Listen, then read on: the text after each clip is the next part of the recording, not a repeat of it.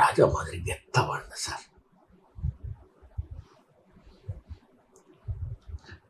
போயிட்டோம் பார்த்தீங்களா, நீங்கள் அழ வைக்கிறீங்க நீங்கள் என்ன.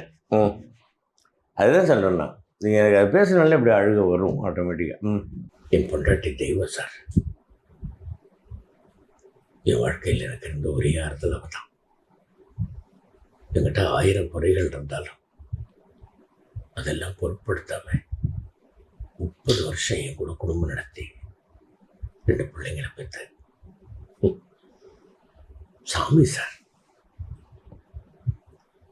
நான் இருந்த வரைக்கும் நான் இதை பற்றியும் பெருசாக கவலைப்பட்டதில்லை. ராஜா மாதிரி கெத்தா வாழ்ந்தேன் சார்.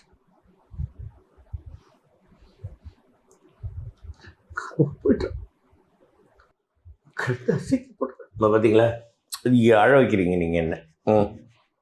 அதுதான் சொல்கிறேன்னா, நீங்கள் எனக்கு அது பேசுனாலே இப்படி அழுக வரும் ஆட்டோமேட்டிக்காக.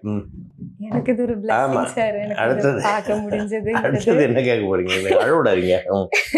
இல்ல சார், அந்த டயலாக் எனக்கு என்னன்னா, நல்லவனா இருந்தா எல்லாருமே கூட இருப்பாங்கங்கிறது சொல்றதெல்லாம் போய் ஆமா அந்த மாதிரி சொன்னீங்களே சார், அது நிறைய பேருக்கு அதான் கனெக்ட் ஆகுற மாதிரி ஒரு சீன். அது உங்களுக்கு உங்க வாழ்க்கையில எப்பயாச்சும் அந்த மாதிரி ஃபீல் ஆயிருக்கு? நிச்சயமா. நீங்க ரொம்ப நல்லவனா இருந்தாக்குமா ஏமாந்தவான்னு நினைச்சுக்குவாங்க.